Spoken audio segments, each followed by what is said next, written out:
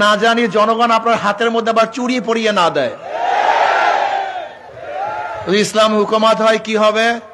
তাহলে circle SP কে চাঁদাবাজরা আহত করতে পারবে না। আজকে আমি স্বরাষ্ট্রমন্ত্রীকে বলবো, স্বরাষ্ট্র উপদেষ্টাকে বলবো, আপনি যে আইন শৃঙ্খলার অবস্থা করেছেন বাংলাদেশে, না জানি জনগণ আপনার হাতের মধ্যে আবার চুরি পরিয়ে না দেয়। আপনাকে শাড়ি চুরি পরিয়ে দেবে বাংলাদেশের জনগণ। আইন শৃঙ্খলার অবনতি হচ্ছে প্রতিদিন। আজকে পার্বত্য অঞ্চলের অবস্থাটা কি? সেখানে সন্ত্রাসীরা আর্মিদেরকে অ্যাটাক করেছে, আহত করেছে, বহুত বাড়িঘর জ্বালিয়ে দিয়েছে।